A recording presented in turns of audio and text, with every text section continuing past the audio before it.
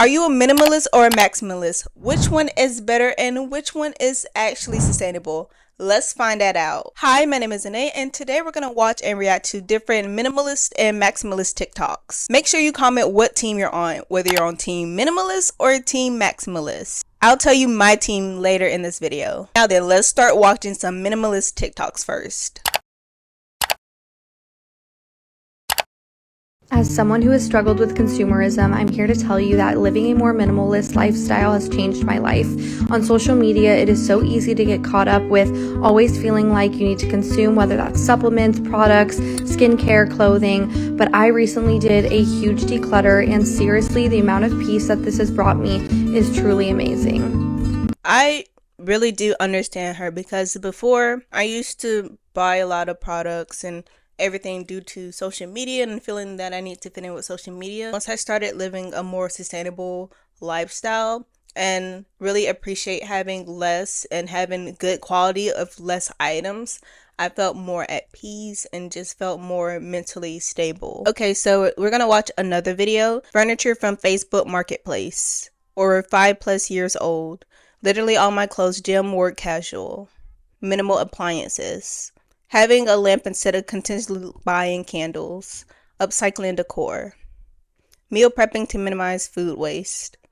Only running the dishwasher when it's completely full. Refillable soap dispenser. Minimal skincare. Only perfume I have, not buying until it's all gone. Minimal makeup, not buying new until it's old, it's used up. Same curling iron since I was 13. I really like all that kind of stuff that she did. I like that she upcycled. She got I think her furniture from Facebook Marketplace, which means that it's secondhand. Before you go out and buy like new furniture or anything like that, it might be cheaper to go on places like Facebook Marketplace or within your local community and just ask around and see who's giving away furniture, because it could be much cheaper and much better for the environment as well. I like that she uses things up until like it's all gone. I wish we all as a society have that same mindset. Instead of buying new, that we use up what we have already and then we can repurchase or buy new things or try new things out. So I really love that she points that out.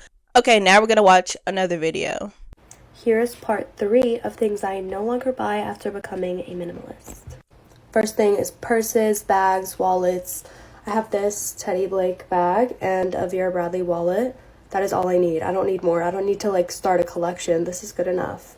Next is a bit controversial, but home decor. I don't have, as you can see, anything on my walls. I also don't have like just decor just sitting there for the purpose of nothing. Like this is this corner of my desk. Like this holds the rest of my makeup and perfume. This is just a lamp. Why do I need extra decor than this? They're trying to sell us things we don't need. Next is expensive coffees. I stopped doing this a while ago. It's just not like, it's so expensive. Back in the day, it was like $2 or $3 for a good latte. Not anymore. 8, 9, even $10 like for all of the add-ons that you have. It's so crazy. Next is throw blankets. You don't need more throw blankets. You need one for the couch, maybe one for the bed, but just use your comforter. Next, this should be obvious, but any merch for a TikToker, influencer, YouTuber, Instagrammer, it's so a waste of money. Like, it's actually insane, and they end up getting canceled anyway. So I also do not buy Keurigs, Nespresso. No, those pods inside of them are so expensive. They add up so fast. I know, don't be mad at me. You're gonna be like, Lauren, you just told me don't go out and buy coffee, so I have to make it at home. My only option is a Keurig. No, it's not, babe. I got you. I make Turkish coffee. Go on Amazon, get like a $60-$70 Turkish coffee machine, put a spoonful of Turkish coffee, a cup of water, a spoonful of sugar, let it brew, and you got some Turkish coffee, girl. But Lauren, I can't drink black coffee. It's disgusting. Girl, don't worry. I got you again. Instant coffee. A big cup of like Nescafe instant coffee is like $3. Put a scoop of that, put some water, put your creamer and your Torani syrups and your milk, and you can have a latte that tastes like Starbucks. I recently made like a white chocolate peppermint mocha with my instant coffee. Literally better than Starbucks. Better than Starbucks, I'm not kidding. Another thing I don't do anymore is gifts for my boyfriend and I. I had a conversation with him recently and I was like, what if we just don't do Christmas or anniversary gifts this year? And he was like, okay. So what we decided on is on our anniversary, we're gonna like go out to the movies, and then for Christmas, he's just gonna take me out to dinner. And that's like, you get an experience. You don't have to open a gift. Like, you get like the memory of like doing that on that special day. I just think that's so much more special, and I feel like that's gonna become like our annual thing, you know? Not only does it save money, but it saves us both the hassle of trying to think of what the other person wants for Christmas. Next year, I will not be buying any lip masks, any lip oils, anything. I have one lip oil right now and one lip mask, and I do love them both, but I feel like they are just starting to take up more space, and I'm just going to stick to my regular schmagular chapstick. Next is planners, journals, calendars, anything like that. I feel like I am using my notes app more and more and more every day, and I do prefer having it on my phone. Again, I just feel like these things are just paper waste and they take up space. And I also have plenty of journals that I need to fill up anyway before I even think about getting a new one. That's about it for right now. Let me know if you want a part 4. I have plenty of things I need to share with you.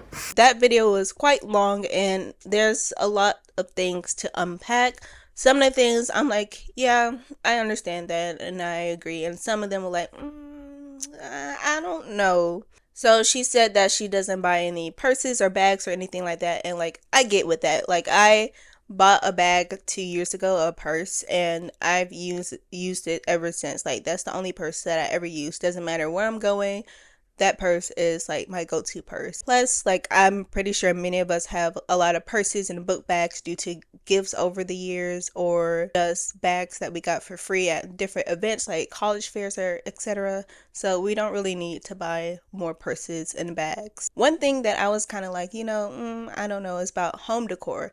Like, your house is your safe space, it's your comfort, it's your place that you come to and just unwind, relax. It's like, it's your home. That's your home. That's exactly what a home is. And you should fill your home with things that you enjoy. So if you want to get decor, like, go ahead. Like, have pictures on your wall. I don't really have pictures on my wall because, like, I don't know, I just don't like putting holes in the walls. But if you want to fill your home with decor, then you're more than welcome to fill your home with decor.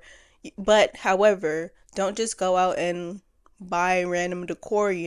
I recommend that if you want decor, and especially at a cheaper price, go to thrift stores. Thrift stores have a lot of decor. People donate decor, like, because their moods change, the seasons change. They might have fall decor and then it turns to spring and they want spring decor.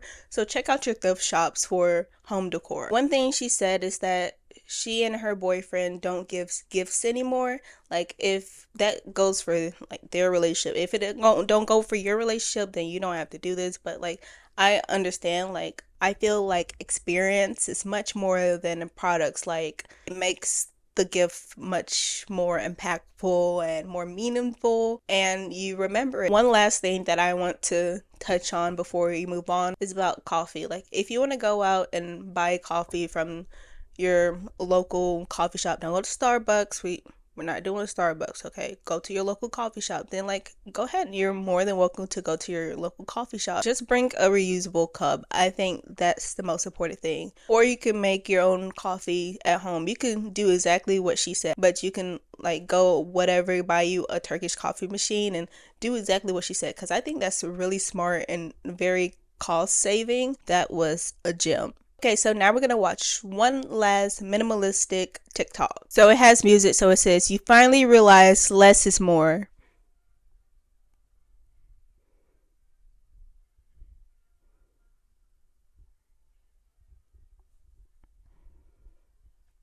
This looks like the person is in a mental hospital. The mental hospitals you see in movies. Her room is so empty. She do her, good for her. She has very limited items, and if that works for her and she likes it, then hey, I love it. So I support her. Now we're gonna watch some maximalism TikToks, but before that, please be sure to like and subscribe if you're enjoying the video so far. I really appreciate it. It'll only take a few seconds. Now then, let's watch some maximalist TikToks. Before I discovered maximalism, and the room is kind of like, it looks normal to me. And then afterwards, it looks like this, and it still look pretty normal to me.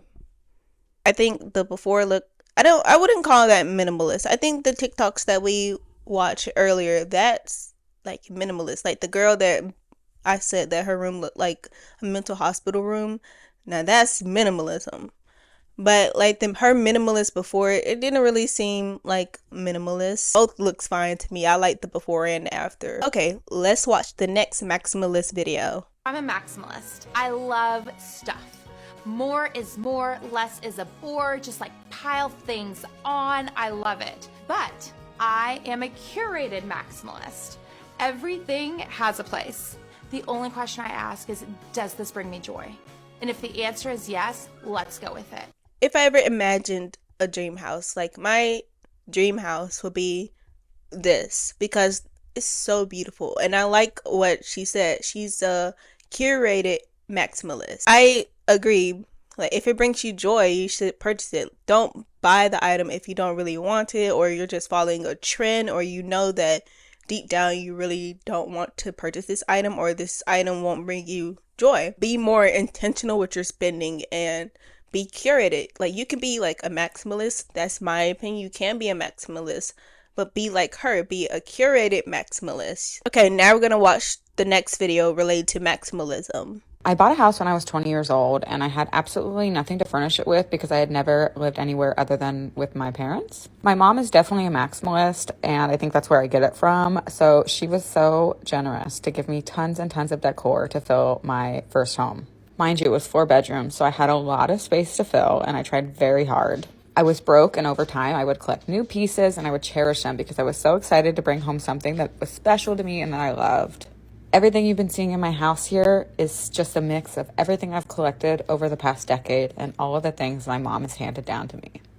Thinking about all of this really makes me wonder what people do when they're minimalists or only decorate around trends. I can't imagine the thought of storing something in a closet or getting rid of it just because it isn't what's in style right now. While I know it's not reasonable to think everyone would be a maximalist, I do think it's important to remember that you can cherish your things, whether they're trendy or not, and make a home that you truly love.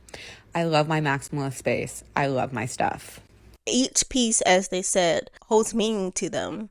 Like they've collected it. And I, in my personal opinion, think that's all right. If you collect things and you don't see things as trends or just clutter or just things just to buy, and you actually love it, then it's all right. That is sustainable. So now we're gonna watch our last maximalist TikTok. The cons of having collection and maximalist room. Ew, why do you have a Necapar tapestry for aesthetics? Cosplayer so 2020. They're really not, and anyone can do it. Do you even read? Of course I do. Your art is so bad. Well, you may think that, but oh, okay. Having a maximalist room doesn't automatically mean overconsumption. It's, oh my gosh, why is the slow down? Why is the text move so fast? Anyways, let's skip. I already read through that. For aesthetics, cosplayer so 2020. They're not really, anyone can do it. Blah blah blah. Do you read? Of course I do. Your art so bad. Well, you may think that, but I try drawing like me. Okay.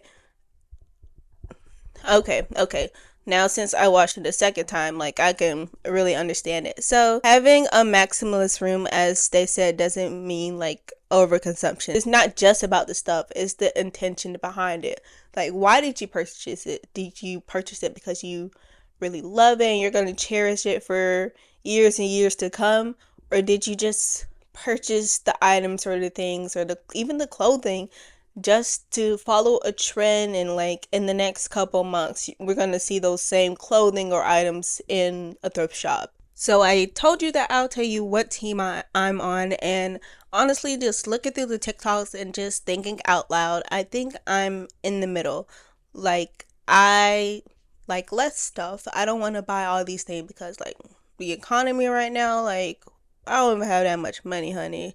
Like let's keep it minimal, and just thinking about the environment and like the environmental cost into going into producing different things, just thinking about that makes me want to spend less. But also I like to collect things, so I want to collect manga, I want to collect like manhwa, I want to collect different things like albums and stuff, but not just for any trends or anything because I want to do it. But I think I'm between a minimalist and a maximalist. Remember, let me know in the comments which one you are. Are you team minimalist or team maximalist? Or are you like me? Are you maybe like in the middle? If you enjoyed this video, please be sure to check out this video next because I'm sure you'll like it. It's kind of the similar vibe to over here, but a little bit longer. So I'll see you next time.